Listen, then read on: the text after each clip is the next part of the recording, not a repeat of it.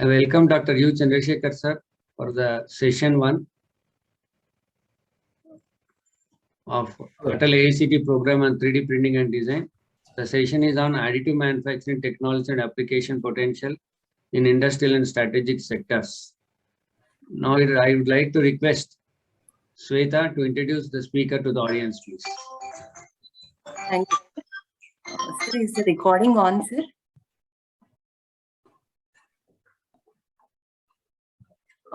I welcome back all the participants.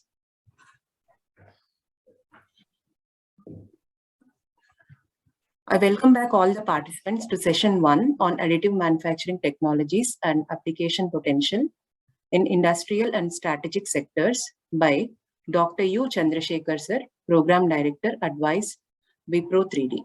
Now I would like to introduce sir to the participants.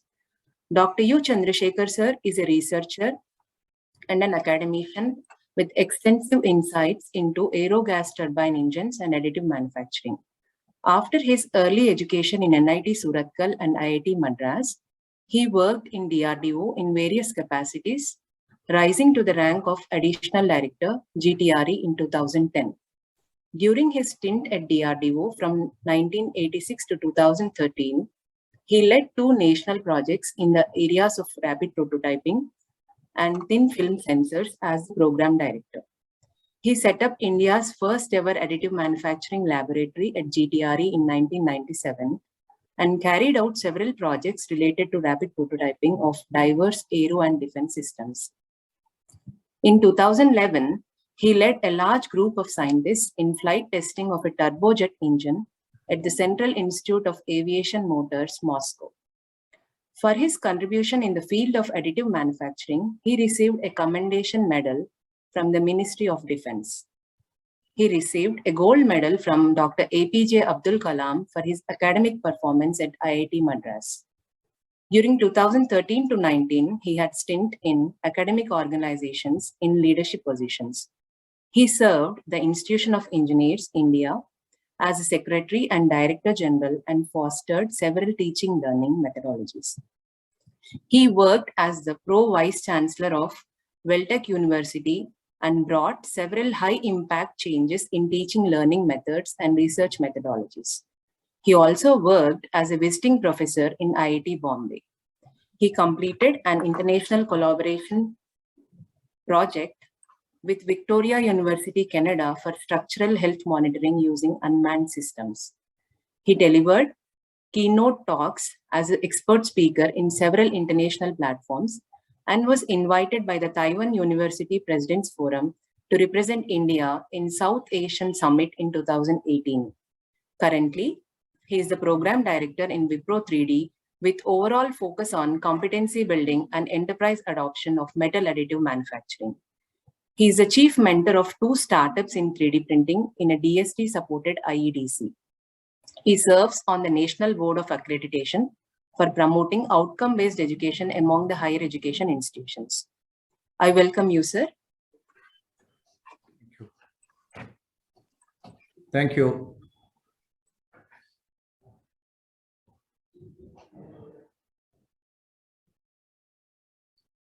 Can I share the screen now?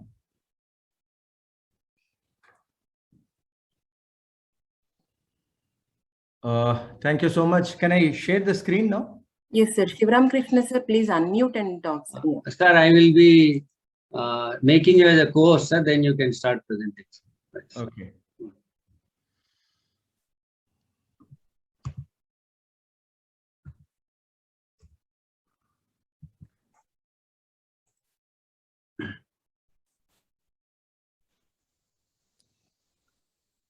Now you can start presenting, sir. Okay. You got the option, sir, share screen? Yeah, I have got it just now. Yeah, you can start.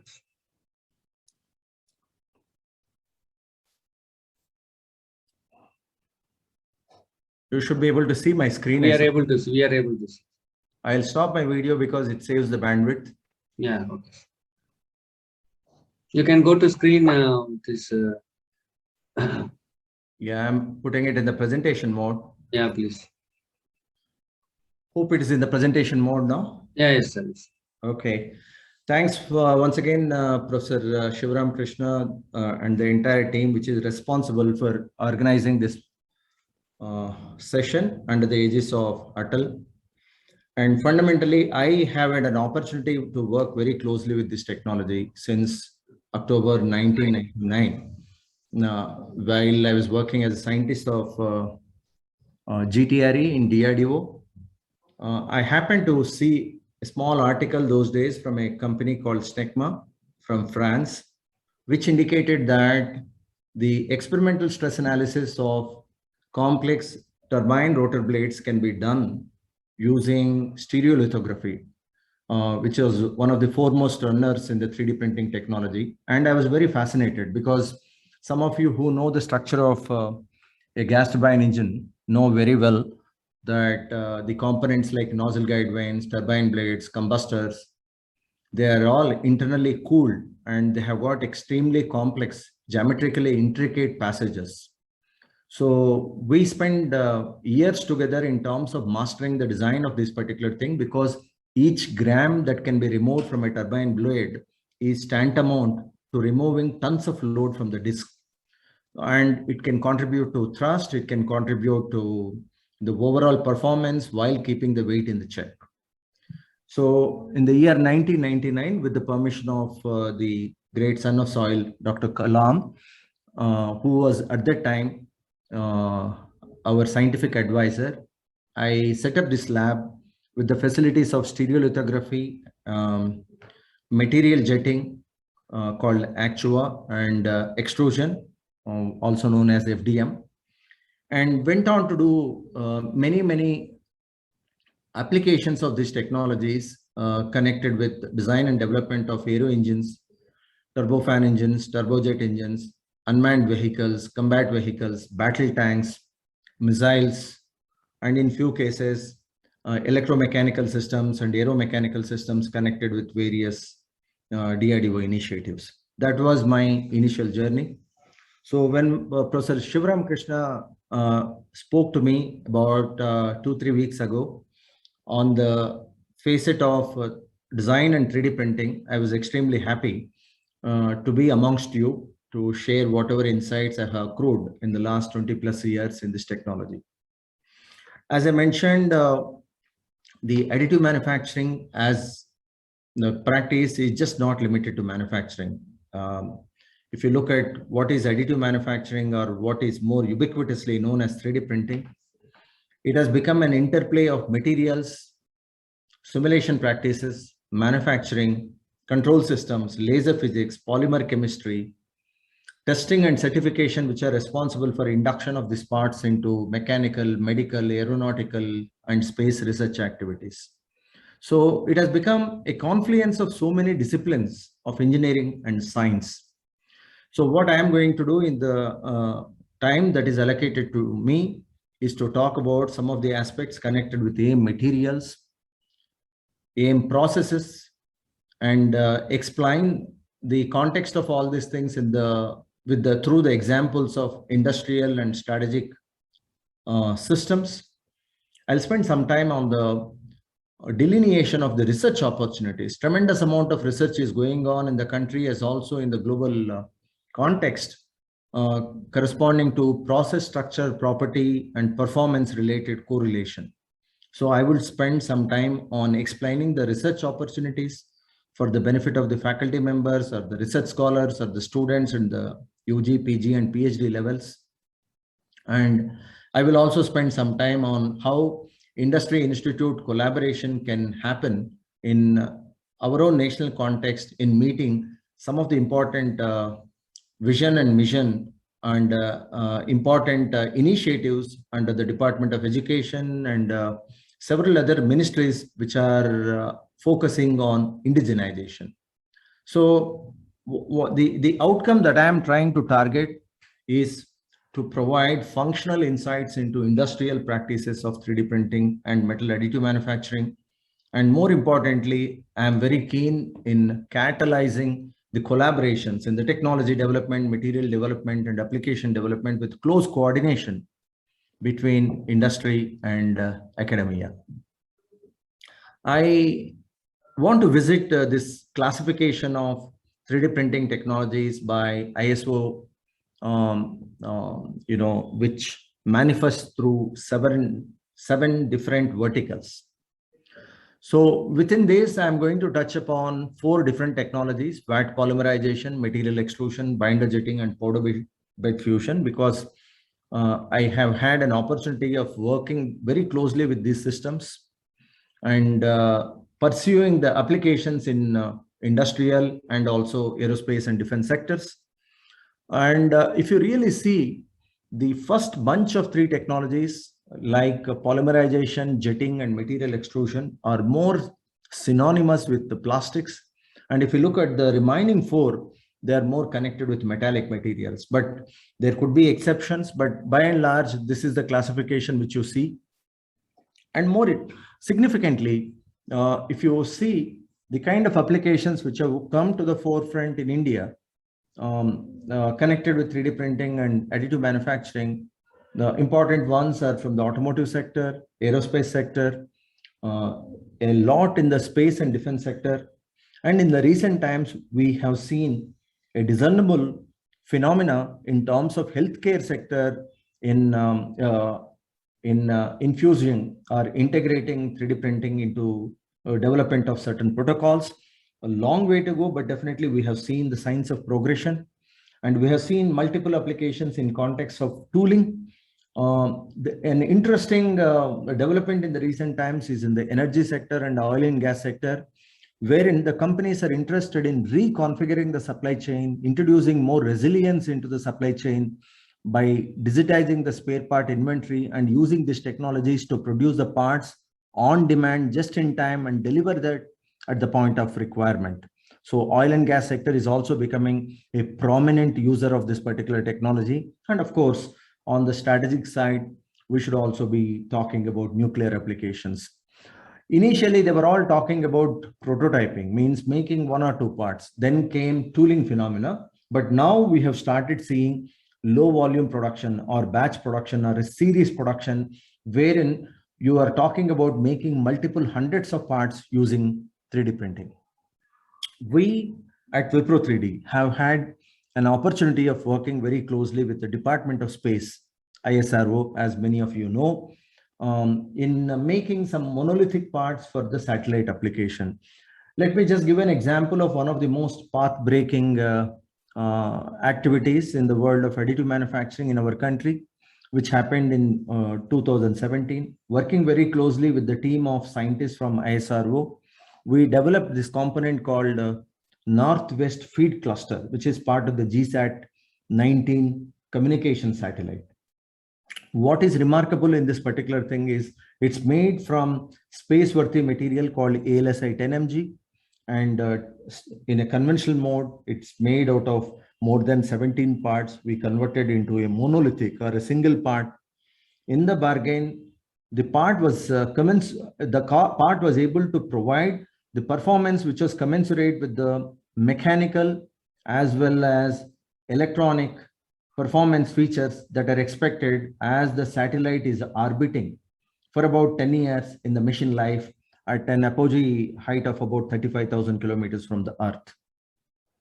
So this was one of the remarkable interventions in terms of introducing metal additive manufacturing to be very specific, laser powder bed fusion for space applications and meeting the service requirements, which are really, really synonymous with the harshness in the environment as well as longevity in the mission life.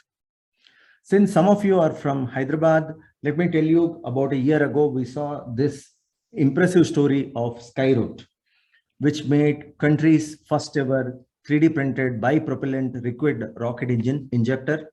You see this on the right side. We were collaborating with the Skyroot team.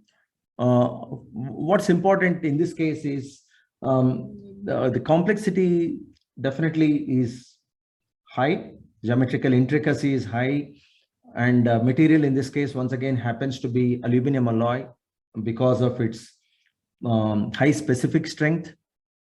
And we were able to cut down the mass of the eventual part by about 50% compared to the conventional part. And more importantly, the time for production of the part was reduced by significant extent as compared to the conventional manufacturing. And you can see many number of satellite manufacturers in India, not only at the levels of ISRO, but also at the startup levels, at the levels of MSME units now have started looking at 3D printing as a key technology, as an enabler in making monolithic rocket engines and injectors of this kind for accelerating the entire mission. I just want to mention there is an incubating company called Agnikul in IIT Madras, which has also come out with a similarly impressive case study about 4 months ago, wherein they are able to demonstrate the manufacturing of monolithic rocket engines using additive manufacturing. The other place where the additive manufacturing has really shown its efficacy is in developing indigenization, let's say, possibility or potential while making the legacy parts. What you see in this case is the Chetak helicopter. It's been serving our armed forces for nearly 2 decades. For many, many years, the HAL has been importing significant components, important components like this inner ring from European sources.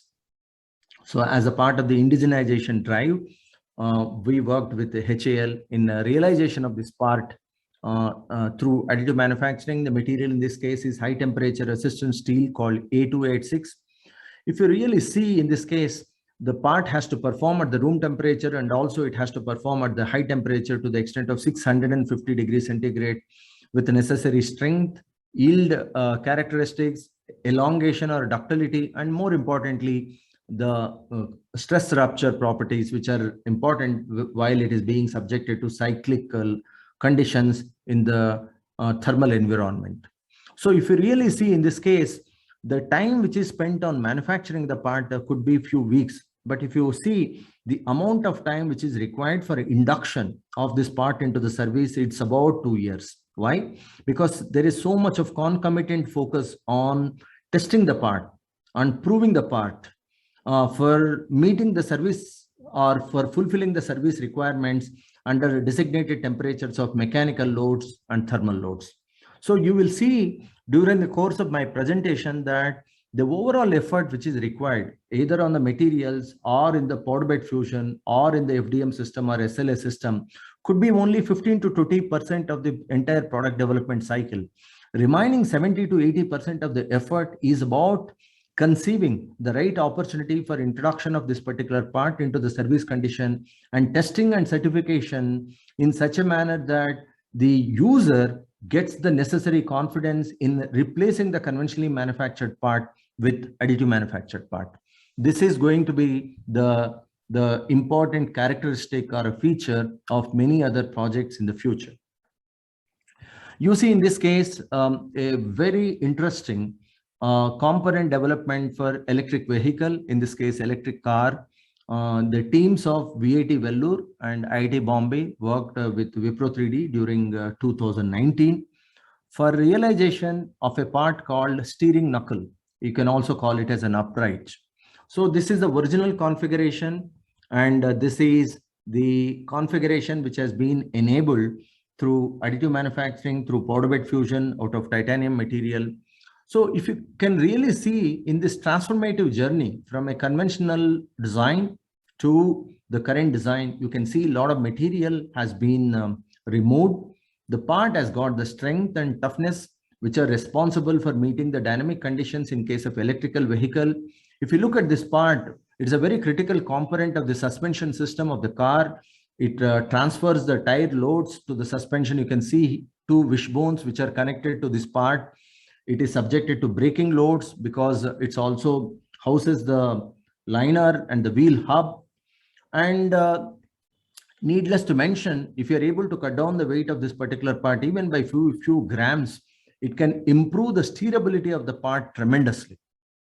So in this case, we worked with the VIT and IIT Bombay teams in using the different principles of topology optimization, design analysis, identifying the stress concentration zones, trying to remove the material without really compromising the strength and toughness characteristics, and making sure that the part is inducted with the necessary safety into the mission. So this has happened in a span of just about 4 to 5 months when the student teams were working in close collaboration with Wipro in the year 2019.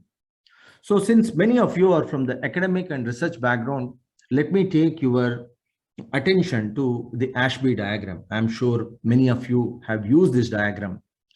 So if you really see in Ashby diagram, which are projected in the slide, what is that which is projected is strength and toughness.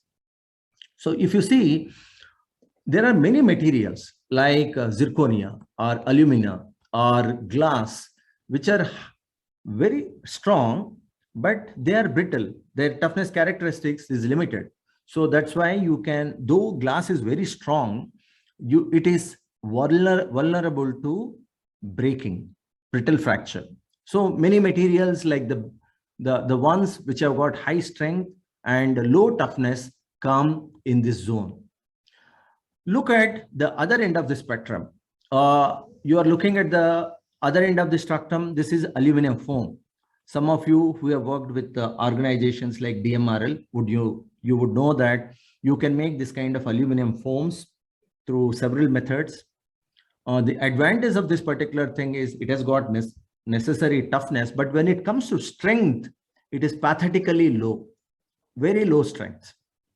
So it provides you low strength, but it has got high toughness.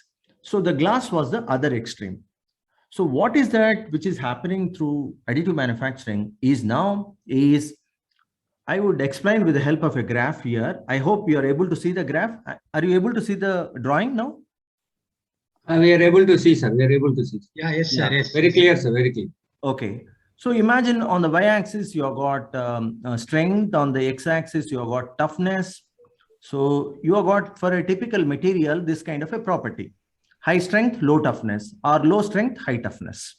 Okay. These are the kind of properties which are available to you in many materials or many R&D activities which are known to you.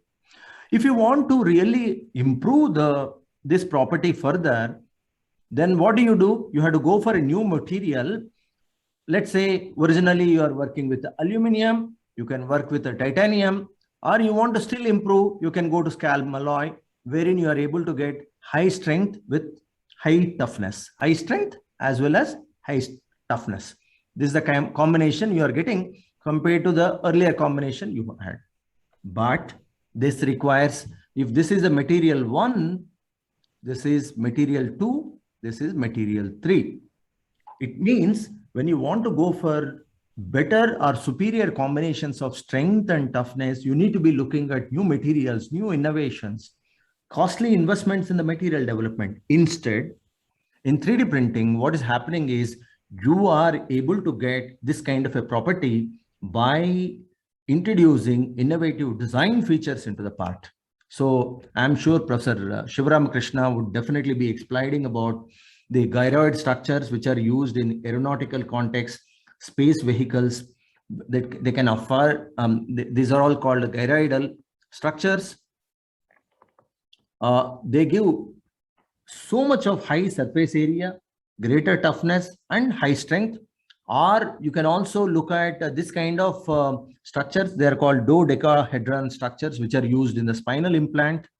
So if you really see in this case, one is connected with aeronautical context, other one is connected with the medical context. What is apparent to us is by introducing novel design features into the components, you can introduce the superior combination of high strength and high toughness into your design process, which makes you to achieve or fulfill service conditions without really going for a new material.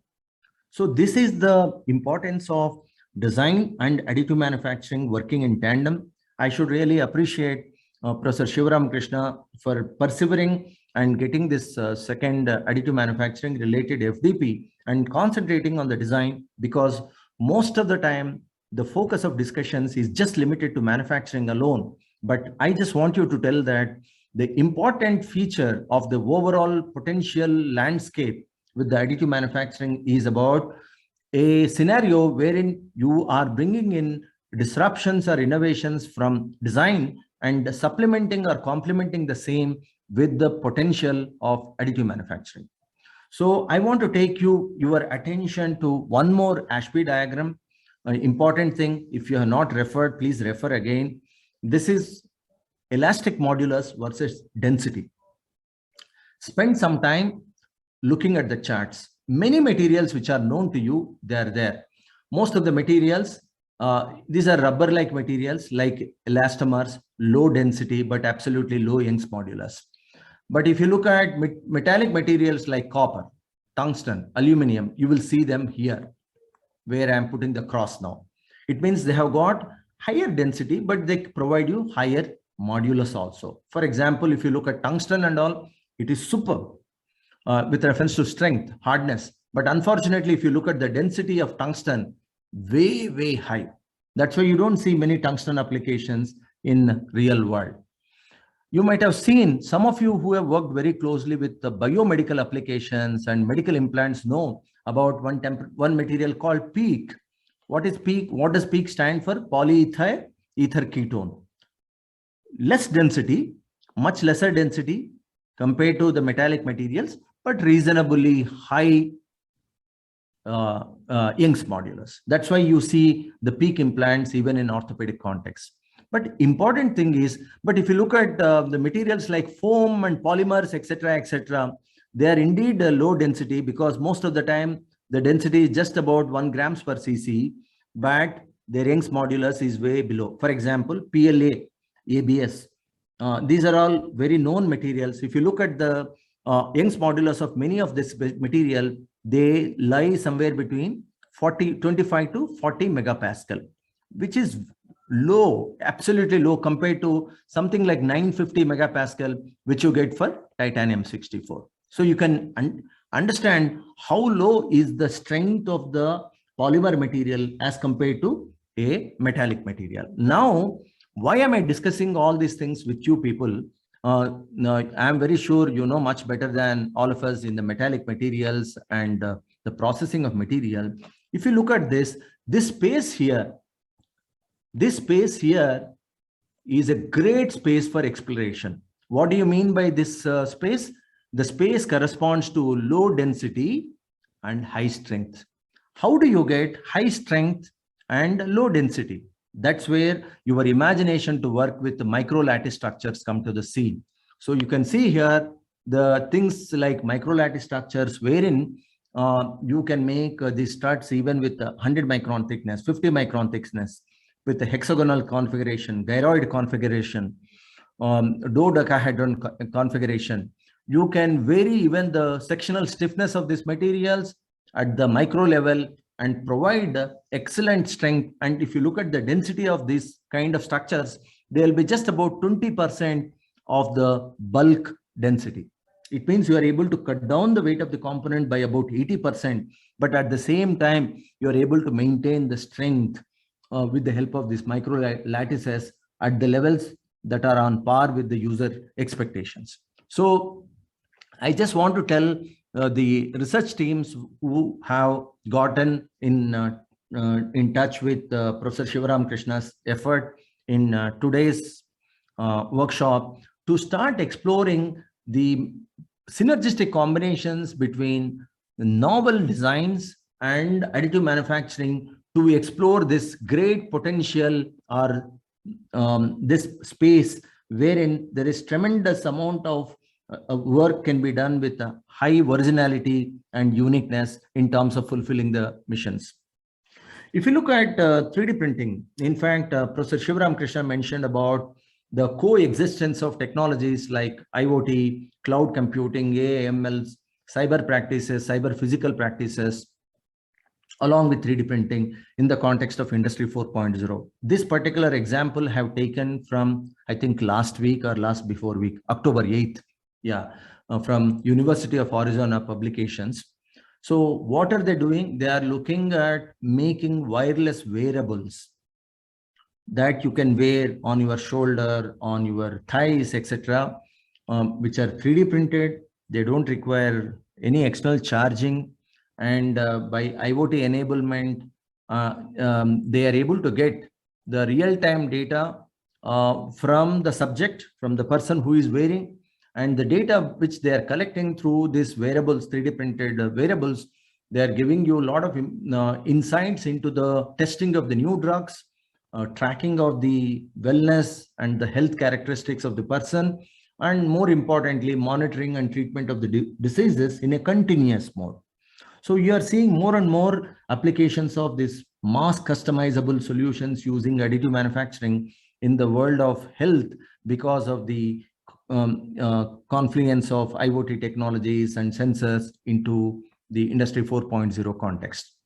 So let me conclude my first part of the presentation by saying that if I am talking about additive manufacturing today, it's an interplay of design, materials, physics, manufacturing, simulation, post-processing, quality, testing. And if you're talking about materials which are connected with that, you can be looking at thermoplastic materials, biocompatible materials, ceramics, metallic materials, composites, superalloys, refractory materials, and the versatility of this particular technology when it is working in tandem with other technologies is really, really great. And that's the reason why you can see the application landscape is continuously enlarging in different places. So with this, I just want to conclude my first introduction. And if anyone wants to ask the questions, I could keep the session open for a couple of minutes before I get into detailed case studies and description of the processes. Any participant who want to interact with the speaker, you can switch on your camera and ask questions. Sir, you can also switch on your camera for this question also. Yes, sir. Any participant? Questions? You can switch on your camera, you can ask question, or you can directly ask question also. You can post questions in the chat box also. Anyone? Okay, sir, I hope they will be asking at the end of the session. Okay. Because at the end of each session, we have feedback and also interaction that also we need to present. No, so I will. What please. I'll do is at the end of each session, I'll keep this QA open for a few minutes. The reason is, so much data is going to be shared. It may be difficult for them to make a note of everything and ask. I will keep. Okay. I will ask them to few people to give feedback and also give the questions, ask questions. As per Atal AICTE, they require to give some feedback of each session, and also some interaction will also have. Okay. You can continue, sir. Please. Sir, okay. A small question from myself, sir. Please identify yourself, sir. Identify yourself. Switch on your. Yeah, sir. Myself is Dr. Solomon Raj. Please switch on your camera, sir. Switch on because we have to record. Right. Please continue. Please. Sir, am I visible and audible to you, sir? Both. Please continue. Yeah. Sir, I want to just some more elaboration. I want with regard to that strength versus toughness, sir. Yeah. I will give that. It is going to be there at later part of my presentation. Okay, sir. Because I want to know a little more the relationship between the strength and the toughness. Because you have shown a curve as a strength decreases, the toughness is going to increase, and vice versa. No, it's not that way. I didn't mean that as strength decreases, toughness. I didn't mean that. Sir, you have shown that happens. No, sir. Typically what happens is when you are in pursuit of higher toughness, the strength might be less. That's the other way. It's not that when the strength reduces, toughness increases. It's not that way. Both may also reduce, particularly in industrial scenario, when you are trying to make parts with high fracture toughness, you see that parallelly the strength of that particular structure or the component is coming down. It is so when you portray the characteristics between the fracture toughness and the strength, you see that classic phenomena. That's all I was trying to indicate. Okay, sir. I hope much more information I received down the line. Thank you, sir. Thank you so much. Yeah. Okay, then I'll go into the next part of my presentation connected with what we have done for ISRO and how additive manufacturing was useful to us in fulfilling the service condition. So you see in this case, the GSAT 19, which was launched in the month June 2017. As I indicated, the satellite orbits for nearly about 10 years in the perigee orbit at a distance of about 35,000 kilometers. And as you can make out, any component which constitutes the satellite is subjected to tremendous amount of mechanical loading during the launch. It's called G-load. Okay. And needless to mention, as the communication satellite is orbiting, it is subjected to thermal loads. There could be variation in the ambient temperature from minus 50 degrees centigrade to about 150 degrees centigrade, depending upon the solar flares and the relative positioning of the satellite corresponding to the solar flare. And you can easily imagine that since it is an electronic component, the component in this case is called northwest feed cluster. Its electronic performance is more important or equally important as the mechanical performance. So we are not interested only on the strength. We are not interested only on the ductility. We are more interested in making sure that the transmission and the reflection coefficients, the insertion loss, the radiation pattern, which is enabled by this part, are able to meet the requirements of the ISRO team. So what did we do in this case is we wanted to see how exactly additive manufacturing could be used while bringing in the service benefits to the ISRO team, and also ensuring that the entire effort leads to lesser weight than the conventional parts weight. So the original material was 6061. I think some of you would be knowing this material, and you can look at the dimensions. It's about 249 by 240 by 320 mm. And the conventional manufacturing consisted of taking a big block of material, do the CNC turning, laser cutting, welding of each of the horns. Each part is called horn. Whatever you see here, this is called horn. So how many horns are there? 1, 2, 3, and 4. And if you really see, all of them are joined together to the sheet metal. You can see here the entire sheet metal. This is a conventional manufacturing route I'm mentioning to you. This is not additive manufactured part. So there are 4 horns and they are joined to each other. Why they need to be joined to each other? They have to maintain tremendous amount of precision or assembly accuracy. This reference to this, and this has to be maintained at a specific location. Imagine it's a part of the communication satellite, and it's carrying out the functions with reference to the transmission. If this location is inaccurate even by a few mm, the satellite communication, which is coming from a distance of almost 35,000 kilometers to you at your home, through, let's say, through Tata Teleservices, could get affected, because each of them is referring to north, south, east, west. So the assembly integrity of these 4 parts is very, very important. So what did we do? We wanted to see the possibility of making the entire thing as single part, unibody. Conventionally, they were making as 4 separate parts and joining them. And when we looked at the existing designs and try to build the part, if you put this existing design and try to build as a part, you can see because of this plate-like structure, you get tremendous amount of support structures. Okay. And the volume in the blue color that you see in this case, they are all expendable support structures. They are not required. They need to be removed in the post-processing.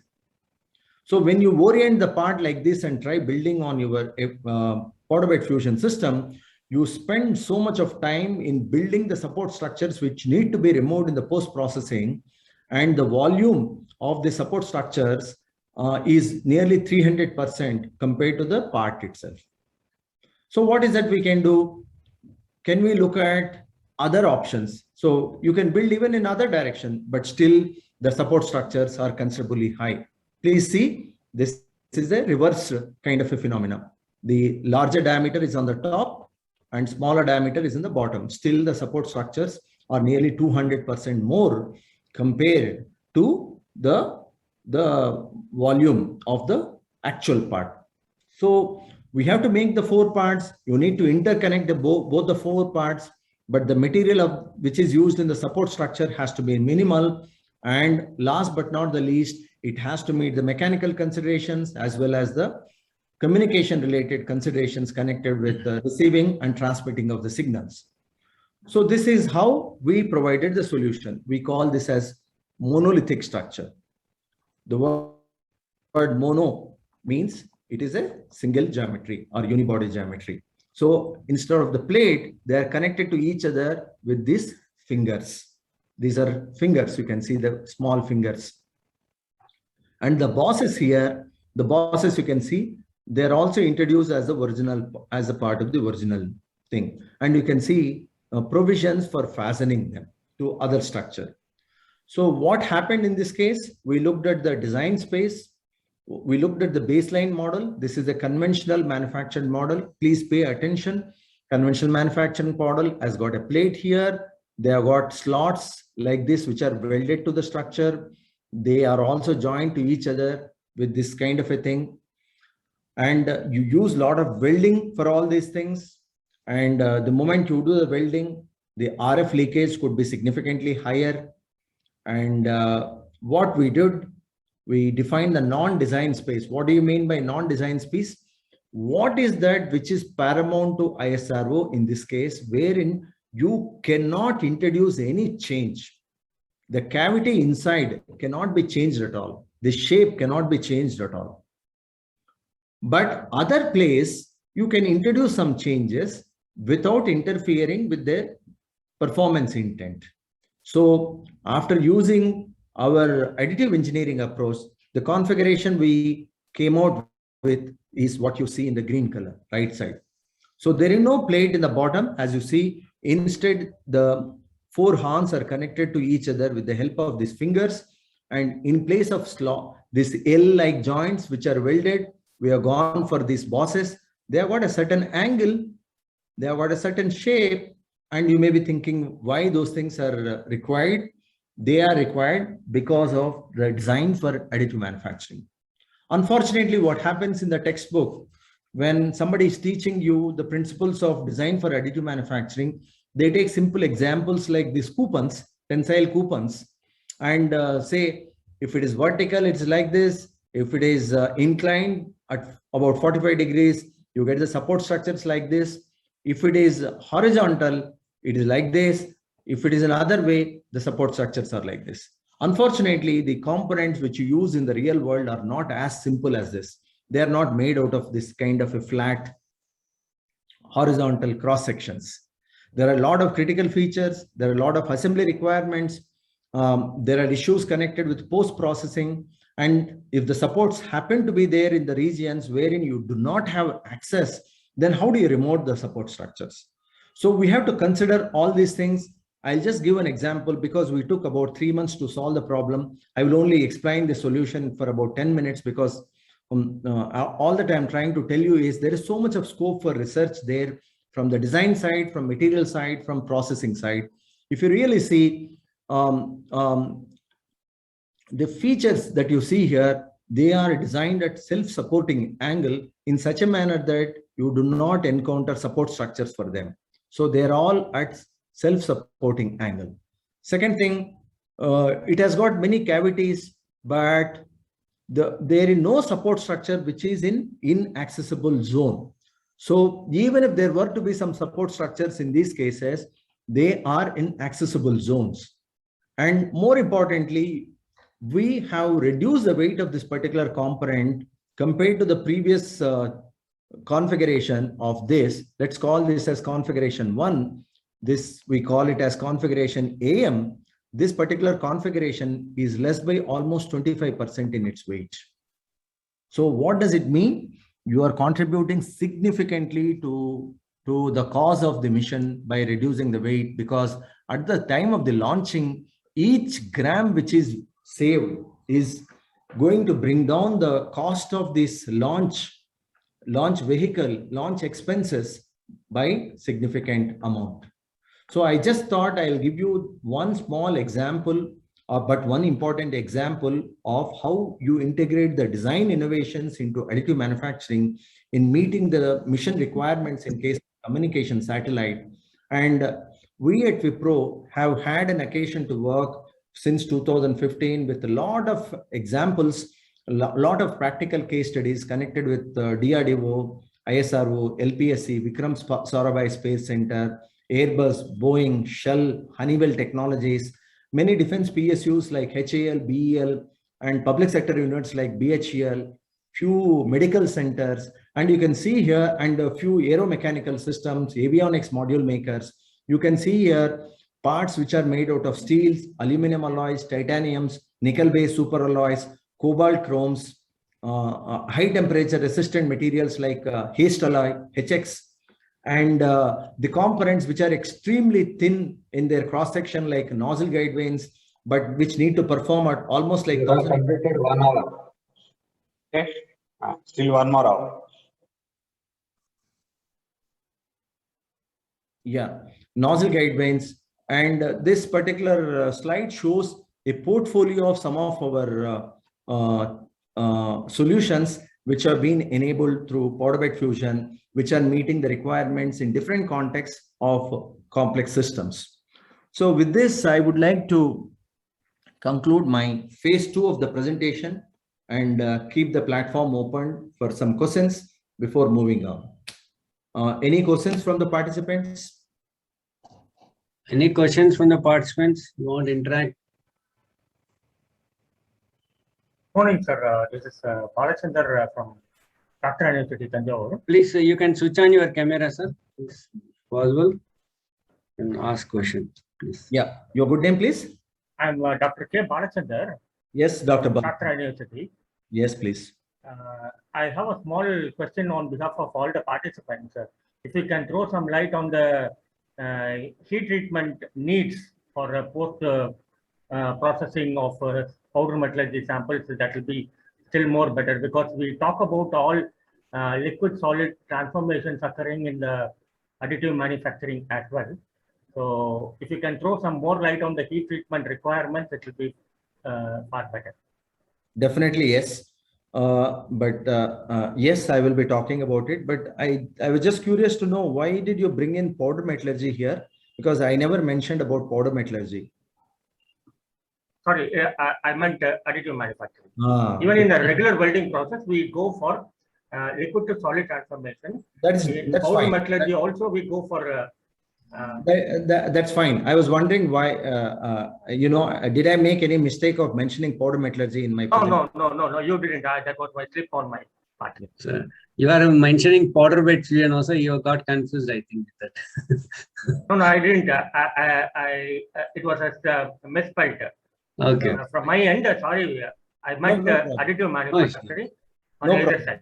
Yeah. I was referring to additive manufacturing few occasions as powder bed fusion. We call it as laser powder bed fusion. So all the parts that you see in this slide are made through laser powder bed fusion. And they have definitely gone through solution treatment in some cases, heat treatment, stress relieving, space modification. I will try to cover some of these aspects in my module.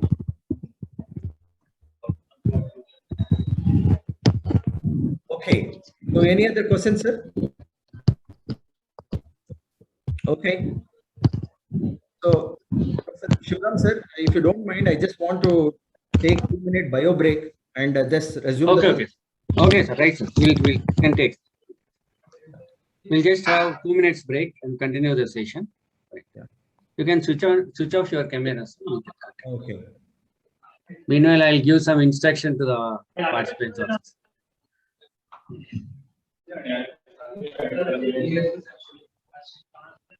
I request the audience who are not asking questions, please mute yourself. You are creating disturbance to others. I request the audience who are not asking questions, please mute. There is crosstalk going on.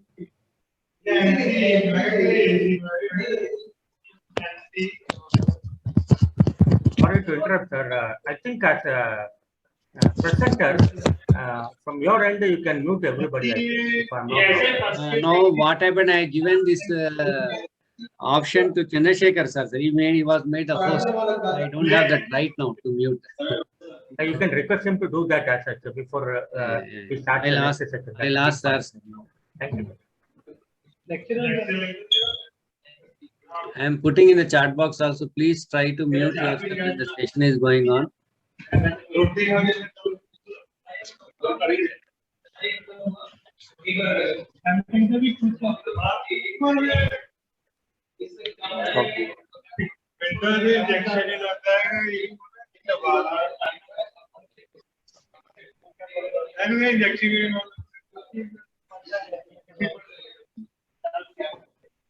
You can switch on your camera and start. Dr. Chandrasekhar sir, you can start. Yeah. I'm trying to switch on the camera. It is taking some time. Okay, you can. Meanwhile, you can continue. Yeah. Thank you. Maybe I have to stop sharing and again reshare. I think my slide is also not moving. Okay, then you stop share, sir. I have given poster to you. I think I need to stop sharing and again reshare because the slides are not moving. Okay, sir. You can do, sir.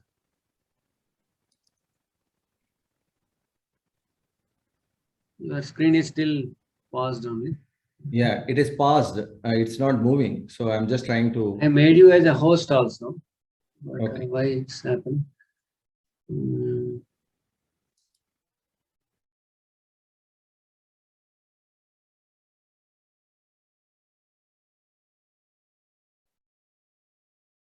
You are already host, sir. You are unable to share the screen, sir. You can stop the presentation otherwise. Hello, Chandrasekhar, sir.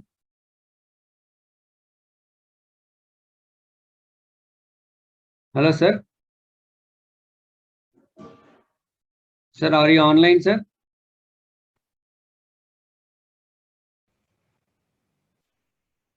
It's visible, sir. Now you can go Thank to you. presentation mode.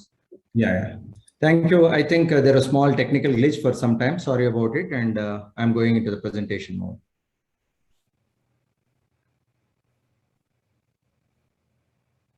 Okay.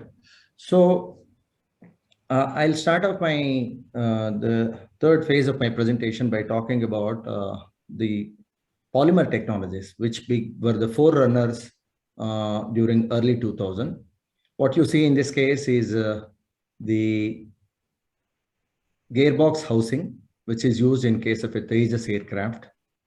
And you can see on the left side a 3D CAD model. On the right side, you see a full-scale stereolithography model.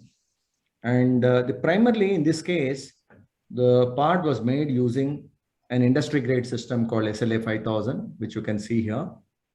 And if you, I will not get into the process-related description because I am very sure Professor Shivaram Krishna is going to arrange first-hand demonstrations of all the processes, and the other professors may also be talking about the processes.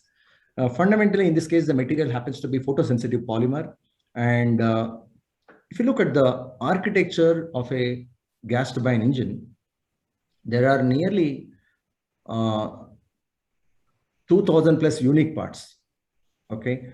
And you have got this transmission shaft, which is responsible for connecting the turbine disc to the fan module. And the connection is through a spline joint. I just need to mention that the RPM at which this particular shaft revolves could be anywhere between 15 to 20,000 RPM. The wall thickness is very less. And you can see here a 3D definition of the same part. We use stress analysis, finite element analysis extensively to understand the structural integrity aspects of the shaft. So my first ever functional application of additive manufacturing was with reference to design evaluation and optimization of this spline shaft assembly. So what you see on the left side, it is the fan shaft. It's also called a female shaft. And this is the turbine shaft. So the focus of our investigation is the spline joint. The spline joint also is very similar to your involute gears, but in case of involute gears, you do not have, you have rolling motion of the teeth one over the other, whereas this is, in this case, it's a static joint. There is no rolling of one teeth over other. So what did we do? I made a 1:1 replica of the fan shaft and the turbine shaft and assembled them in a torsional loading rig. And you can see here, the component, the assembled component is subjected to torsional loading. And then the stress frozen models were seen through a polariscope. And when I looked at the stress frozen models through a polariscope, I was able to understand the stress concentration, and also I was able to understand the, through the isochromatic fringe distribution, I was able to understand the distribution of sigma 1 minus sigma 2.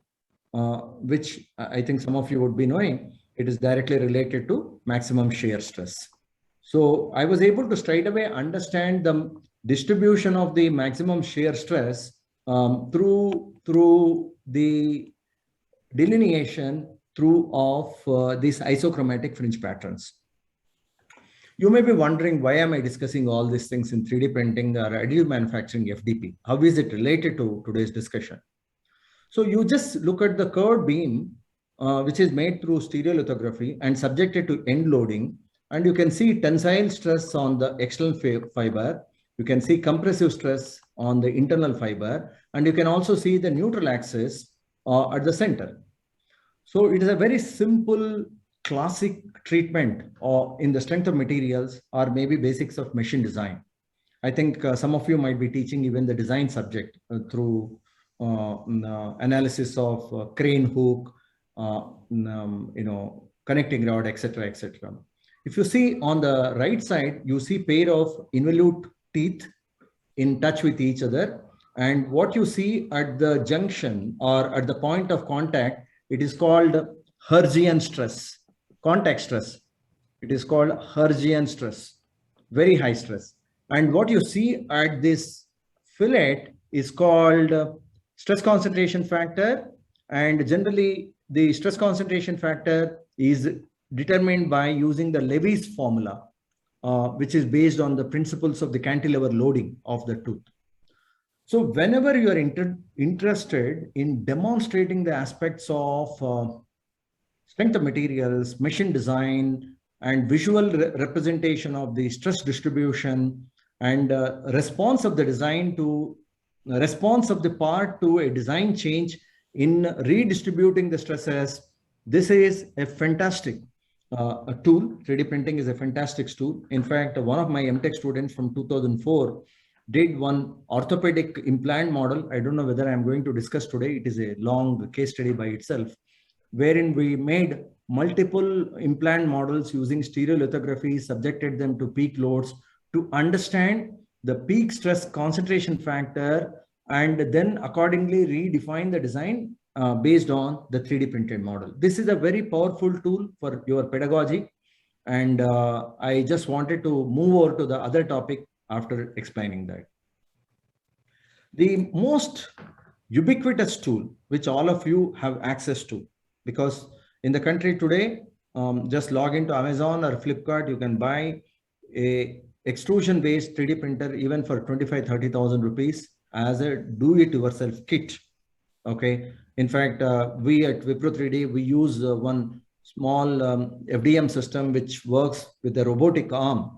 It just costs about 25,000-30,000, maybe maximum 35,000 with this polar configuration. Some of you might have seen this open configuration or cube-like configuration, which is shown in the figure 1. The figure 2 is the same thing, but with the polar configuration. You can see here the arms which are interconnected, and you give the input in form of r theta, and then you can print the part on this platform. Whereas in this case, the input comes in the XYZ, and the third one comes in the form of the robotic arm. So why these things are very important is you don't have to limit your explanation of the FDM technology to just one standard configuration, which is shown in the figure 1. You can look at several other configurations of the FDM technology through other modes, including the polar mode and robotic arm mode. The advantage being you can make large size parts, functional parts using this technology. And this shows one MTech project which was done about 14, 15 years ago in Bangalore, wherein we made the complete fuselage or the structural frame of a drone using a small 3D printer. And typically they are made out of balsa wood. And if you want to convert the part into a 3D printed part, you get a fantastic opportunity of reducing the weight from several places through these cutouts without affecting the performance of the drone. And in this case, we were able to demonstrate the fact that compared to the balsa wood structure, which many people use while developing the drones, our structure was lighter. At the same time, it has the necessary strength. And we did even the field trials using this particular structure. So many examples of that kind can be leveraged in terms of connecting the aspects of theory of machines and machine design, dynamics, kinematics, etc., and bring them into the classroom. The other example which I have done, this particular workshop I have done about 20-30 times in 2007 to 9 time, wherein I was trying to demonstrate to the students that when you are interested in making this small gearbox, which weighs only 4 to 5 grams, you can make the designs with your intuitive insights into the machine design or theory of machines, and process of converting this gearbox into the physical working part can be done with FDM or SLA machines. And then you can put them in a flapping ornithopter, flapping wing drone called ornithopter. And actually, what do you demonstrate? You demonstrate how the rotary motion, which is coming from a motor, can be converted into the flapping motion of the wings. So if the flapping motion happens at about 15 to 18 times per hertz, then the vehicle, this drone will be airborne. So you can make many examples of that kind. So I'll just show the video, which if it works, it is fine. So we made this gearbox using tabletop 3D printers, fitted them into drone, and we successfully flew it. The campus that you see here is in Bangalore, and the drone was able to fly for about 6 to 8 minutes. And we embedded a camera, and we were able to take the pictures from the ground and able to transmit to the receiving station. So many examples of this kind connected with the machine design, strength of materials. I would like to exhort some of you to take it up in terms of refining your pedagogy, because you know, there is a big disconnect between what's happening in the mechanical engineering classroom vis-a-vis what the industry wants, and you're not able to capture the attention of merited students because of the fact that naturally they are inclined towards IT and computer science subjects.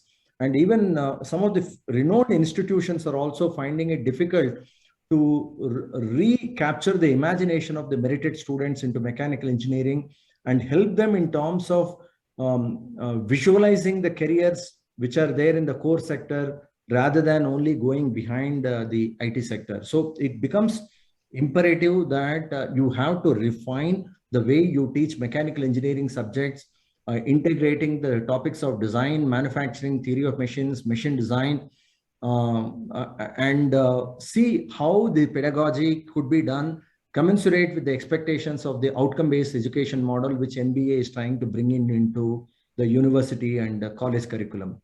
So this shows one more case study, which I did in 2005 while I was working in GTRE. So you can see the entire model, 1:1 replica of a gas turbine engine, an afterburning turbofan engine. I did using the FDM models and assembled it, and was able to use that as a training model for improving the insight of the students into the working of a gas turbine engine. You can see it is a cutout. It's a so about 90° has been removed, and we designed the remaining part and we assembled it when we were able to demonstrate as the gas air flows through this, gets mixed with the gases in the turbine, the energy extraction happens in the turbine, and while it passes through the CD nozzle, how the thrust is realized and what is the importance of each of the components like fan, compressor, combustor, turbine, exhaust, gearbox, oil tank, the lubrication systems. I was able to explain with the help of these components, courtesy a 3D printed 1:1 replica. So you can take extremely complex engineering assemblies of mechanical systems and recreate them in your labs using 3D printing. So this shows one assembly trials which I did of a slip ring system, and you can see here I will spend some time because gives you very, so the diameter of this particular thing is just about 70 mm, and the length could be about 120 mm. What did I do? I made all the components and assembled them into this telemetry unit, and you can see even the PCBs and the spinning wheels, they're all captured in this. These are the heat transfer pipes. These were the heat transfer pipes. So fundamentally, when you make critical electronics for missiles or defense systems, you need to make sure that the temperature of the electronics is contained less than 70 degrees centigrade. So how do you introduce these heating pipes in such a way that the electronics get the necessary cooling? This is what we were interested in doing. So we made a lot of heat transfer experimentation with these small tubes using these prototypes, which were geometrically, physically representative of the actual parts. If some of you are interested, I am very excited at this important development which has happened in the country. See, the lot of amount of waste plastic is generated everywhere in the cities. Yes, yes, sir. Yes, sir. Yeah, whether you are talking about Bangalore, Chennai, Coimbatore, Hyderabad, wherever it is, how do you convert this waste plastic into filaments? It's a beautiful concept. Currently now there are so many nice solutions which have appeared in India itself. These are called distributed manufacturing models. Easily you can set up small facilities within your mechanical engineering department through processing the waste plastic into filaments, and the same recycled filaments can be converted into 3D printed articles. So it's a model of the circular economy. On one side, you are doing favor to your students because they become socially conscious. On the other side, you are also developing a very sustainable model of 3D printing, which is based on the recirculation of recycling of the waste plastics. And many examples also can be shown to the students on how you can look at the conventional manufacturing processes like casting, investment casting, sand casting, thermoforming, wherein you can substitute the conventional patterns which are very time consuming with 3D printed patterns, and it is actually a hybrid manufacturing model. You are not really replacing the complete conventional manufacturing, nor you are talking about showcasing the case study of 3D printing. You are actually taking a mixture of both the approaches. And in this specific case, which I did with a foundry in Coimbatore in 2005, you can see how we made a pattern corresponding to a sand casting of a large engine housing using FDM, and realized a large model, large part out of engineering material using this. You can see the part which was made using a 3D printed pattern. So I actually worked on the aero side. This was on the automotive side. I worked a lot on the gearbox housings for the combat aircraft and the gas turbine engine using this approach. I'm also equally very enthusiastic about the usage of materials like PEEK. if you are looking at peak polyether ether ketone, polyether ketone, they have got excellent corrosion resistance, wear resistance, high temperature resistance, and their strength is phenomenally high. Density is very low. And you can look at many applications connected with automotive components, industrial components, and also biomedical components, wherein instead of using PLA ABS filaments, you can make use of PEEK filaments by going for extrusion devices that can handle temperatures up to 350 to 400 degrees centigrade, and develop industry relevant solutions using FDM out of these high performance thermoplastics. Okay, so this is a very exciting development, and if you some of you people want to work in these areas, you are most welcome to get in touch. So with this, I am completing the third part of my presentation. Finally, I'm going into the powder bed fusion related discussion. And here I'll be talking about I'll spend only a few minutes on explaining the powder bed fusion, because I'm 100% sure Professor Shivaram Krishna is going to talk about this process.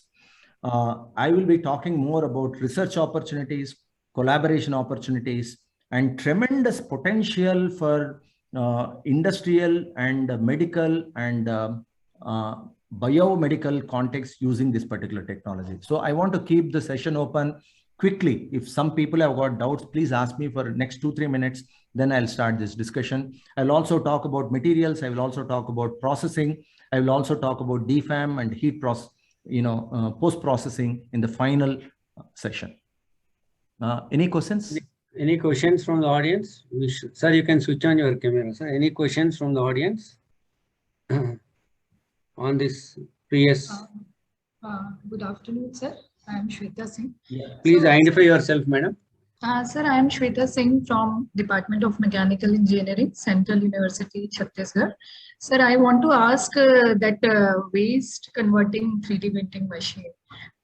Will you elaborate much? Yeah. I will elaborate little. Maybe I will because it requires little more deviation of the topic. I am just trying to get into an explanation mode. Okay. Do you see my slide now? I'm actually introducing a blank slide. Yes, sir. You can see the blank slide. Okay. So how do I elaborate? There is an extrusion device. There is a hopper. You can put say fundamentally, when you look at the plastics like HDPE and other recyclable plastics, it can come different shapes.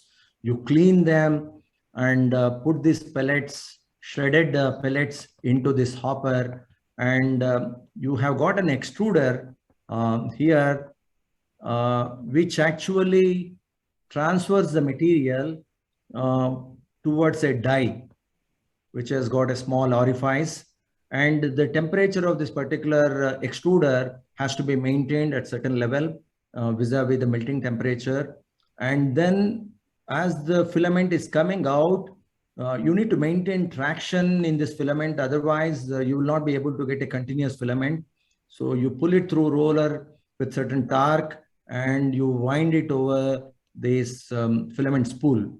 So the important elements in this case is the shredding, cleaning and shredding of the plastic, which happens a priori, and that becomes your raw material. And through this hopper, I put it into the extruder, I create thermal environment, and I go into this final process wherein I'm extruding out. But as I'm extruding, it is in the semi molten form. I need to maintain the torque at a particular level, pull it out and wind it. So this is a very quick, very crude explanation of the process, but this is eminently doable. This entire process, let's imagine that you want to handle about 50 to 100 kgs of material. You can set up this facility within just about 2 meter by, let's say 4 meter kind of a footprint is good enough in the lab. That's about all. And all of the items are available indigenously, depending upon what you can do within yourself and what you can procure from outside. This could be done in extremely cost-effective manner. And you may have to look at different temperatures depending upon different materials you are interested in. That's about all. I'm sorry, I can't give much larger explanation because it's a different subject by itself. I hope I answered your primary question. Yes, sir. Thank you, sir. Okay, so other thing which I want to mention is, in case some of you are interested in getting in touch with me, I'm writing my mail here, u.chandrasekhar, single word, at wipro.com is my mail. So those of you who are really interested in the Wipro, W-I-P-R-O, wipro.com, those of you who are really interested in the research part, after this 1 week FDP, I think you will be getting lots of insights from different speakers. But in the topics that I have covered today, if you are interested in doing anything connected with the research or advanced training, in fact, one more thing which I want to tell Professor Shivram and all the faculty members who are assembled here is, we continuously work very closely with institutions like VIT, IIT Bombay, IIT Madras, in a couple of places. Even we worked with Shastra, BITS Planning, wherein we configure programs that provide first-hand competency into the students and faculty members into process aspects, application aspects, and certification aspects of powder bed fusion. And if you are really interested, you can get in touch with me, and we have done multiple times. I think till now, we should have trained about 250 faculty members in our plant. Most recently, we did for a bunch of 10 professors from VIT Vellore. So I'll be happy to connect with you on that front also. Definitely, sir. We would like to collaborate with you, sir. Already last year we planned. I could not proceed further. Definitely this time we'll have a collaboration and we'll do that with our center and your Wipro 3D. Sir. Sure, we will definitely do. Now things are opening very opening offline mode. It is there, so we can have a memorandum of understanding and we can do that, sir. We can. Yeah, even without MOU also we can do. We can do. Sir. Yeah, just yeah. Okay, so yes, please. Sorry to interrupt. This Balachandra again. Sir, if you can throw some more light on usage of composite materials in 3D printing, it will be still better. Yeah, it's a very good question. But in the session today, I feel that there are many people who know about the usage of composites for 3D printing. So I'm not going to cover that because I'm very sure there will be at least some 5-6 professors who are going to talk about it. I limit my presentation to non-composites. I have worked in composites, but I think I'll bring in insights connected with the metallic materials. Maybe in next FDP, I'll talk about composites. Okay. So final session. The most important session for me is to give you insight into what powder bed fusion can do for you in your own domain. Powder bed fusion as a technology is very well established technology. A laser beam moves on the surface of small granules of metallic powder. Typically, they are gas atomized powders which are spread on the platform. And when the laser beam gets in touch with these particles, there is instantaneous melting. As the beam goes forward, the molten particles, they get re-solidified and the process goes on and on till the part is realized. If you really look at this system of powder bed fusion, it looks very simple. Typically, there are features similar to welding, similar to casting, similar to even powder metallurgy.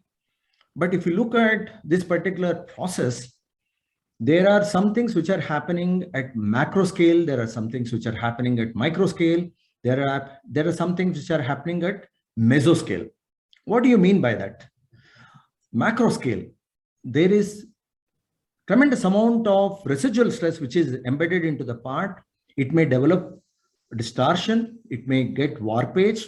That is at the part level. You can even see visually sometimes. So that is called macro phenomena. But if you look at the micro phenomena, they have a distinct grain structure. Typically, you see columnar grains and the growth of column happens perpendicular to the build platform. and you see some segregation, you see dendritic structures, which are typical of powder bed fusion, and the surface finish and the granularity happens at the micro level or microstructural level. But if you go further down, there is something happening at mesoscale also. You are looking at changes in the surface tension.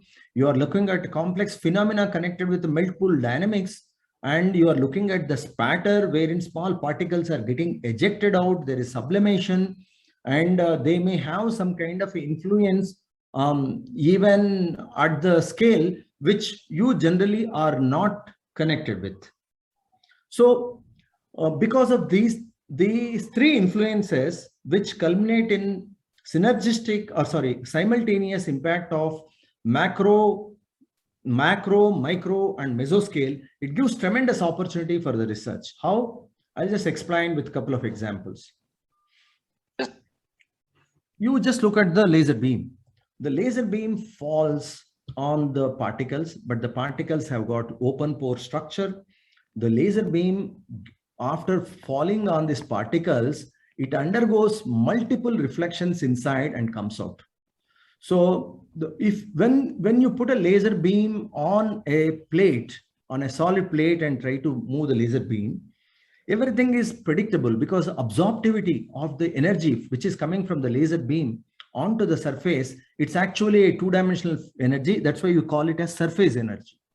But the moment you are trying to move the laser beam on the powder, it is going through the open pore structure of the powder, and it is undergoing hundreds of reflections. So the absorptivity of the energy in this case is completely different compared to what you have seen in other phenomena. And you also look at what happens with reference to heat transfer. There is a melt pool. This melt pool, why does it happen? Because you are introducing laser energy into the powder. The moment the local temperature exceeds the melting temperature, you see the formation of the melt pool. And if you look at the shape of this melt pool, it depends on many things, including the changes in the surface tension. There are inertial forces which are happening. And most importantly, whenever you put some molten material on any surface, you just take a drop of ink and try to put in a blotting paper or even on your chair, the way it gets absorbed depends on the capillary forces, because of the wetting and because of the capillary forces. The shape of the melt pool, that's why, is decided by concurrent action of the capillary forces, surface tension gradients, and most importantly, the inertial forces. And if you look at the cross-section of the laser itself, it follows the Gaussian distribution. There is an energy peaking at the center, and towards the edges, the energy is less. So with all these phenomena, the heat which is getting generated in the melt pool is going to the substrate through conduction. And if you look at the melt pool itself, there is a continuous churning of the material, and it is called Marangoni convection. And there is also transfer of the heat from this to the environment within the bed chamber due to radiation. So it's a very complex phenomena. There is so much focus on the volumetric energy density, and volumetric energy density, which is also represented by a small acronym called VED. It's represented by a unit called joules per mm cube, and it can typically be represented by laser power divided by thickness of the layer into hatch spacing. The hatch spacing is the spacing between one layer to other layer, one track to other layer, and finally velocity of the laser beam. So it's a complex phenomena. Before getting into that, just let me pick up two simple parameters: scan speed, V, and laser power, which is on the numerator. This is generally expressed in watts. The scan speed can be in meters per second. What happens if the scan speed is very high and laser power is low? Then you end up with particles which are mostly remain unfused. A lot of porosity will come because of the non-fused particles, because you are using too lesser power and too higher speed. You go on the contrary, you put too much of power into the system and your speed is very less, then you get into keyhole mode. And most of the material goes beyond the boiling material, and there is a sublimation. And because of the sublimation of the material, there is instantaneous porosity which is setting in. So you get this kind of a situation wherein the developed part has got tremendous amount of porosity. The third phenomena is high speed as well as high power. The material gets melted and solidified, but you are not giving enough time to get connected with each other. So they are like isolated balls, and this particular structure is absolutely useless to you. So fundamentally, what is that we are interested in is how, for a given amount of material which you are dealing with, how exactly can you find out this beautiful process window which represents an optimal combination of different parameters wherein the energy density is absolutely perfect in terms of ensuring the integrity for part. This is the window which you will try to optimize. And within this window, if you go towards the top, you are talking about high productivity. And if you go down, you are talking about high quality. Same window, but different purposes. So a lot of scope is there for research. If you scan across many journals, Journal of Additive Manufacturing, International Journal of Rapid Prototyping, Journal of Materials Engineering and Performance, Journal of Materials and Processing Technology, Journal of Metals, so many, you will see many journals in the recent times have brought out special issues for additive manufacturing, special issues for additive manufacturing of aerospace structures, special issues with focus on additive manufacturing of biomedical applications. And many calls are available under DST, Ministry of Electronics, Information Technology, DRDO, Department of Atomic Energy, and there are several calls under GITA, Global Initiative for Technology Allowance. There are also calls under ISRO Respond Program. Every year we keep seeing so many calls. Even now there are at least some 3 calls which are open with focus on additive manufacturing. There was Indo-German call which happened about a month ago. So you can completely be sensitive to the aspect that there is so much of vibrancy in this particular field in looking at various things connected with the metallic materials and process conditions. I just want to give you one see, in all these 3 instances, 5, 4, 3, 2, 1, in all these instances, volumetric energy density is 242 joules per mm cube.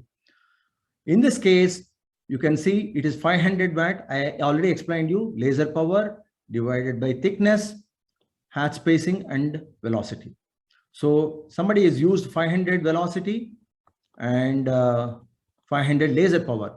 Somebody else used 100 watt and 100. So the volumetric energy density remains the same in both the cases. But if you see here the track morphology is superb. You are definitely interested in this track morphology. But if you look at this particular track morphology, it is very poor. So it is important for you to understand that you cannot blindly apply the formulae in case of powder bed fusion or electron beam melting just by understanding a couple of formulae like support structures and volumetric energy density and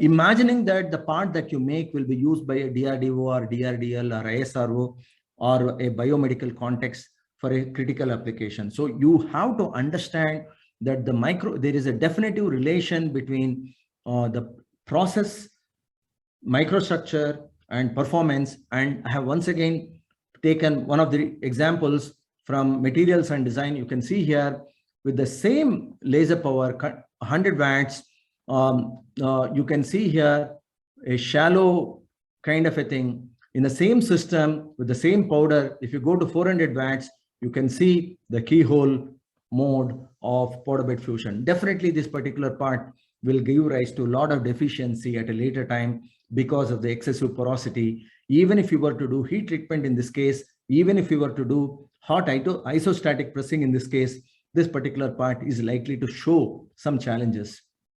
So in the world of powder bed fusion, there are parameters connected with machine, metal powder, and as someone asked, heat treatment, quality, inspection, production, and input data that decides the properties. When it comes to post-processing, it's just not about heat treatment. Let me not give you an indication that post-processing is only heat treatment. Stress relieving, solutionizing, heat treatment, surface modification using technologies like short peening, ultrasonic impact treatment, severe mechanical attrition technology, coating, all these things are equally important. But last but not the least, after making all the parts with the necessary dimensional quality and surface finish, if you do not know how to inspect the part, how to test the part for strength, for ductility, for stress rupture, for creep, and for endurance, you will not be able to push the part into right context. So it's important that you understand the machine. Generally, people understand only machine and metals, but you have to understand other legs if you are interested in the production, in making an impact through the process. The data for the printing is the least of the challenges. Thanks to the CAD subject now being part of the semester 1. You take any university, any college, by the time students get into second year, they are very familiar with the CAD modeling. A lot of people use a lot of software, free software are available. Easiest one could be maybe SolidWorks or Autodesk. Every student is familiar with the CAD modeling. So input data is not very, very challenged. Machine is also coming to some extent. Some centers are already setting up the centers, which are the other segments of the process need to be really understood. Then only you will be able to find out how exactly for given set of powder machine I can fulfill my process, structure, property correlation. This is the most important thing if you want to really work in the field of additive manufacturing. The process could be powder bed fusion, process could be electron beam melting, process could be anything in which you have got interest. How does it connect with the structure? How that particular structure is likely to give the necessary property. And if you see in countries like Germany, UK, now even in India, people are using high-speed imaging systems, facilities like even synchrotron to identify the impact of all these parameters on, you can clearly see at this microscopy of this particular part, which will give you distinct delineation of the layers. You can see how the layers are interconnected, how the grain structure is emanating, and what kind of porosity is apparent. And we generally employ the principles of DOE, maybe Taguchi principle, Gray's principle, or orthogonal arrays in simple cases, to make multiple parts at various levels of volumetric energy density. Sometimes we normalize this volumetric energy density by looking at material characteristics like specific heat, conductivity, diffusivity, density, and then try to find out what are the conditions through which you can get the part without the problems like this porosity or microstructural anomalies. Or the easiest thing that you see if you go wrong is this delamination or the distortion. So you need to understand the implication of your process parameters to thermal history, to the microstructure, and finally you come out with mechanical property. It could be stress versus life, or it could be strength versus toughness, or finally it could also be connected with the strength versus density, which is very important if you are looking at aerospace applications. So post-processing is one more thing which is extremely important. As I mentioned, there are so many techniques which are available today, like ultrasonic impact treatment, severe mechanical attrition technique, glass bead peening, abrasive flow machining, grinding. So if you can improve the quality of the part with the several levels of finish, you can see the raw finished part, you can see the mirror finish there, and you can get lots of this interesting ideas connecting with the post-processing and additive manufacturing by virtue of your insights into the technologies. Materials currently are quite many materials are available under nickel alloys, refractory materials like tungsten, tantalum, aluminum alloys, stainless steels, copper alloys, nickel chromes, titanium alloys, bimetallic alloys, and in fact, special materials are coming with the scandium reinforced magnesium alloys for additive manufacturing. So I'll go back to this particular case study. I think I'm just coming to the final stage of final conclusion phase of my presentation. In this case, when HAL called us, this is a legacy part which was made in 1980s. So we had to identify the chemistry of the part. We had to do detailed studies on the composition of the part. Look at the part look at the parts materials that are currently available. Picked up a material called A286, which is not generally known to be friendly to the powder bed fusion. We made our own trials and created the part and then tested the part for its strength, for its ductility, and got the necessary approval from HAL that it is able to meet the functional requirements at room temperature. And then finally, it was declared fit enough for the trials. If you really see, things of this kind will give rise to very dependable libraries of the material properties. You can see here, in case of aluminum alloy and titanium alloy and maraging steel and nickel alloy, the strength which you get from powder bed fusion is better than even the cast strength. You can get yield criteria, which is better than the cast part, and ductility may be slightly inferior, hardness may be comparable. So unless you do your own study in terms of making the witness coupons that undergo same kind of environment as the actual components in terms of meeting the criteria of bulk of the material, you will not be able to generate that data. Example, we have made this on powder bed fusion a component called waveguide. It is called orthomode transducer. This is the dimension of this particular part is about 84 by 160 mm. Wall thickness is just about 1.5 mm. It's actually a polarization duplexer. It combines two orthogonally polarized microwaves in a component. If you look at the other side of the spectrum, large component 280 mm and made with very intricate features. You look at the swirlers, but the distribution of the defects in both the cases, you look at the small component like this and large component which is bigger, the distribution of the defects is completely different. So if somebody is trying to say that I make a small part and I can graduate to large part, he might be making mistakes, because the subsurface distribution of the defects in the small part is completely different because of the phenomena associated with surface tension gradients, thermal gradients, specific heat, conductivity, which are completely different in a large bulk material. Important for academic institutions, just like your NBA and NAC accreditations, they are AICTE affiliations. There are in the world accreditation connected with the quality of additive manufacturing. They come from ISO systems. They also come from the NADCAP. They come from Lloyd's. We at Wipro have made a significant effort. It's like getting your NAC A++. If you want to get NAC A++, it doesn't matter you are a great college with 1,000-acre campus, but if your practices are not good, you will not get the accreditation. Even large universities are there which have got only A or B. Why? Because the quality practices may not be commensurate with the expectations of the NAC.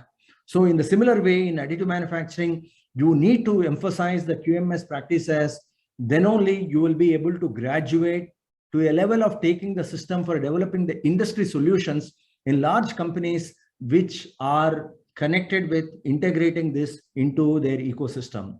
So we at Wipro 3D definitely know the technology, but we don't talk about LPBF technology in isolation. That may be only about 25%. We give importance to design. We give importance to design. We give importance to additive manufacturing. We give importance to post-processing. We are equally connected with the research. At this moment, I'm personally connected with about 7 to 8 IITs, universities like VIT, BITS Pilani, in developing ARCI, developing the proposals connected with additive manufacturing materials and applications. And we give a lot of importance to testing and certification, because if you do not know how to test and how to get the part certified, the part will be lying only in the lab without being inducted into the surface. So we give a lot of importance to this testing and certification. And just I will conclude my presentation. You can see here, this is the part, but there are so many witness coupons which are getting made. Why? Because you want to understand what's happening to this part. How can you understand? By making these witness coupons, which undergo the same amount of thermomechanical cycling, thermomechanical environmental conditions like the actual part. Then only you will be able to extract the data as a true representation of the powder bed fusion in this case, and give this as the input to the design group. I'm sorry, I think I exceeded my time. I'll stop the presentation with this. There are lots more to discuss, maybe in the next session, in the next FDP. I'll stop with this, and I'll be happy to take a few questions. And then thank you very much for your patient listening. And I think I have given my mail, and feel free to contact me in future when you have certain requirements connected with additive manufacturing. Thank you. Thank you, sir. And participants, any questions? In fact, you can switch on the camera, ask questions. Anyone? I don't know whether the participants are there in the session still. There, sir. Almost 90 participants are there, sir. Oh, okay. Any questions from the? Sir, may I? Yeah, please, ma'am. Go ahead. Sir, I just started learning or studying about the AM actually. So how I start these facility in our institute? What we should do first? Like how we start testing and producing the materials, specifically composite material with this AM technologies.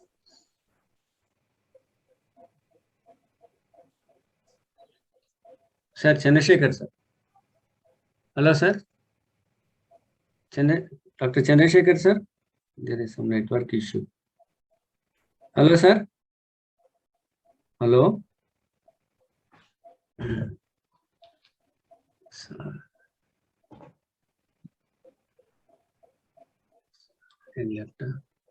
Just wait, madam. I think sir connection, he has lost the connection.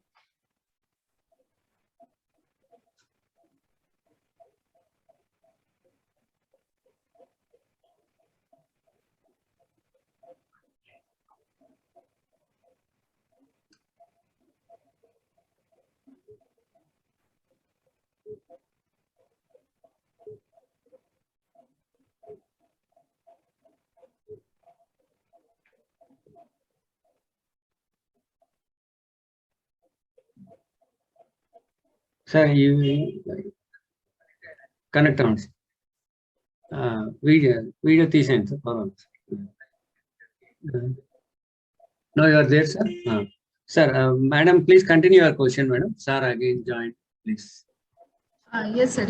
Sir, I am just asking that can you please guide us how to start these facilities in our center? I am just starting. Started studying these AM technologies for composite materials. Where are you, madam?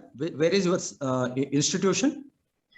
Sir, in Chhattisgarh, Bilaspur, Chhattisgarh, Central University. Okay. So simple suggestion I would like to give is it might be worthy to visit a center like ours for a day or two, just to give the complete perspective. Yes. As I mentioned, the answer cannot be given in a brief manner, because there are so many things which you will come to know when you see a center connected with the infrastructure, machines, applications, materials, and testing. Mm-hmm. So you feel free to contact, and definitely you can see the center in Usman University. You can see the center at Bangalore, and depending upon what you want to finally achieve in terms of applications and research, you can initiate your process. Yes, sir. Okay, sir. Thank you, sir. Any more questions from audience, please? Yes, sir. Hello. Yeah, please introduce yourself, sir. Introduce yourself. Sir, myself Vinish. I'm a research scholar from National Institute of Technology, Calicut. Yes, please. Please proceed. First of all, thank you, sir, for your wonderful information regarding the additive manufacturing of metals. So my question is that, sir, actually, we know that post-processing is very important in additive manufacturing. So when we go for the post-processing treatment, like say the heat treatment or any other surface modification, so we use these small coupons or small samples for this treatment. But we know that in the additive manufacturing, the properties may vary from layer to layer. And how do we ensure that, suppose if you test with a small size, like a small piece, the data or the results we are getting, whether it is correct or not, how do we ensure that, sir? Yeah, I already touched upon this matter. I think you heard me also. Yes, sir. When you change the size from small coupon to large part, there are definitely bound to be some implications connected with microstructures, because the surface tension gradients, thermal gradients, the melt pool dynamics in a small part are different compared to large pool part. I explained that to you. The conduction rates, radiation rates, and the convection rates are completely different. So if you're really interested in a critical large part, it is better that you make a large size part. Otherwise, the coupon to coupon information translation can happen, but a coupon to large part translation should not happen.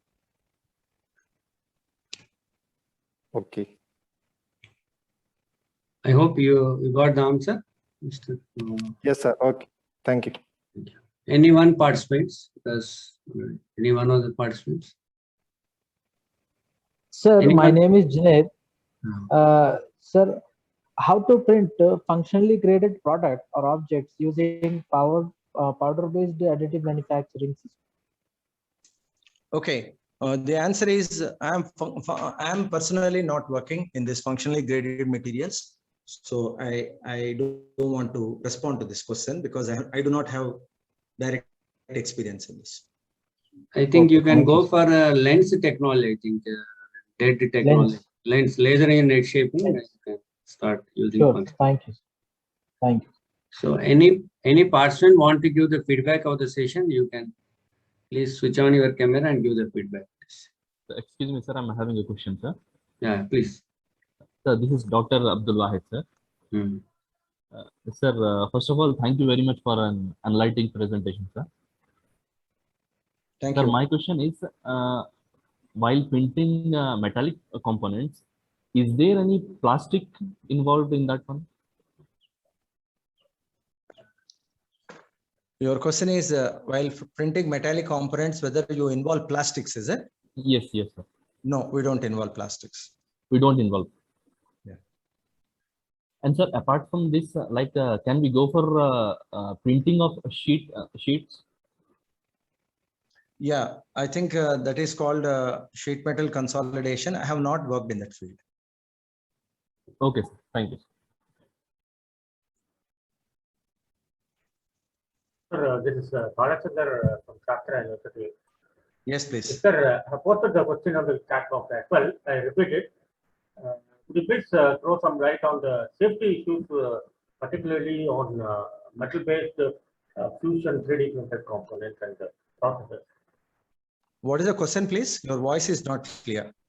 Sorry, again, I wish you to throw some light on the safety issues, particularly on the metal-based 3D printed. Hope I am clear. Yeah, I heard you. Safety issues. So you right from the powder onward, safety practices are required. How you handle the powder, how you maintain the traceability. Then flow. You need to keep a check on the flowability characteristic, density, incidents of oxygen, nitrogen, hydrogen getting adsorbed into the powders. Then maintaining separate containers, maintaining the cleanliness, and in a given powder bed fusion, you don't use more than 20% of the material. 80% of the powder is recirculated. When you do the recirculation, there is agglomeration, there is satellite formation, there is also absorption of the inert gases. how do you maintain the particle size distribution in that? How to make sure that when this powder is put back and mixed along with the virgin powder into the part building, you do not get issues connected with porosity. All these things need tremendous amount of considerations at all stages of the powder bed fusion.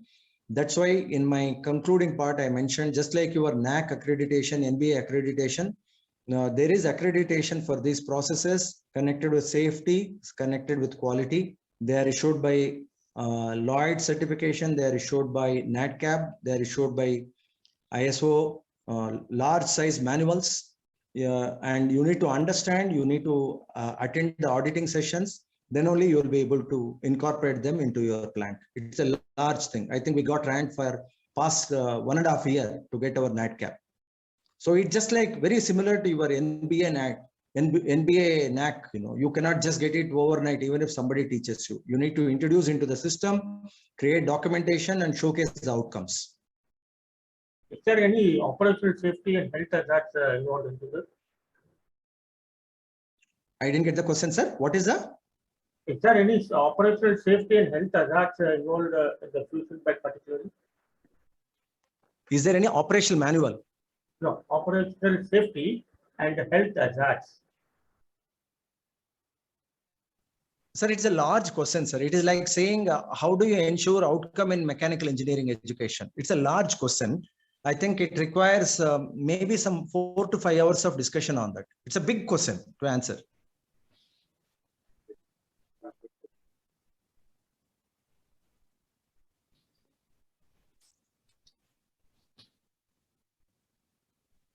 Professor Shivaram? Sir, Yeah. Sir, how to reduce the spatter because it significantly affects the properties of the printed parts, sir? Yeah. So there are about 7 to 8 parameters which you can control. As I already told you, laser power, hatch spacing, layer thickness, scan velocity, scan strategy, particle size, the oxygenation of the particles, flowability, density. So these are all the operational parameters which need to be taken into account to control of this pattern. 8 to 10 parameters are there to take care of this pattern.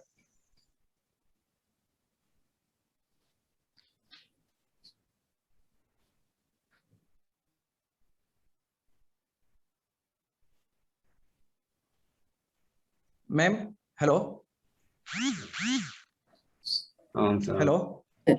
Sir. Yes. Thank you, sir. Thank you, sir. Make my evening also.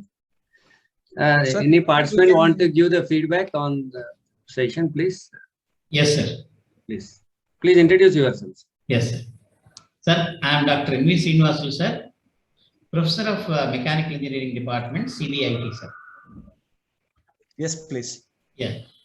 The lecture was very informative, sir, and it was very good. And also, the way you have taught us the applications of 3D, and I have been fascinated regarding this plastic conversion to filaments.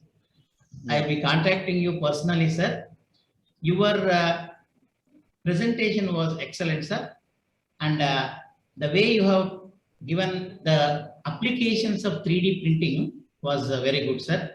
I also congratulate Dr. L. Sivaramakrishna for getting second time 3D printing and design FDP from AICT, sir.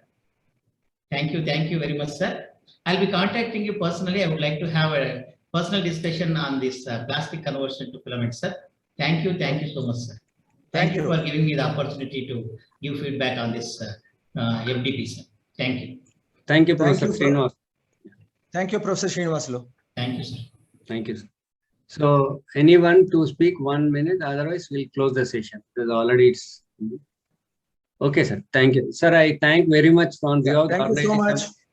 On behalf of the organizing committee, I would like to thank Dr. U. Chandrasekhar, sir.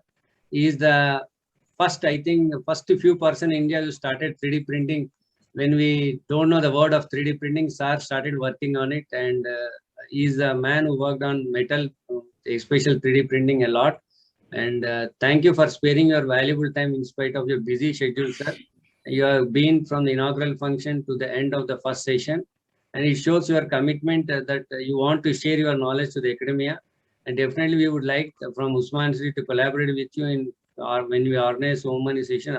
Apart from that, in conducting an institute industry interaction, sir, we'd like to collaborate with you. We'd like to have your experience, vast experience in the area of 3D printing, to be shared with the academic people.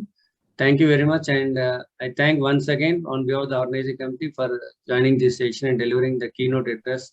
Your address has given a lot of momentum to the FDP program, sir. The first session is a keynote session.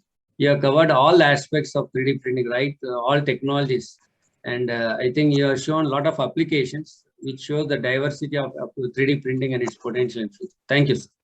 Thank you, sir. There is a request for the email to be shared. Kindly share in your next session, sir. Okay, definitely, sir. I will share the email ID to all the participants, sir. Thank you very much for joining, sir. Thank you. Please put in the chat box, sir. Yeah, already the chat box. Already, sir has put in the chat. Shared, sir. Shared. Yes. Right. Thank you. So, thank you all participants for your patient listening for first session. We'll continue our second section at 2:15. We'll have lunch break. And we'll continue our session at 2:10. Please join by 2:10 like that, so that we'll not be wasting much of the time. Thank you very much. Thank you. All. Thank you.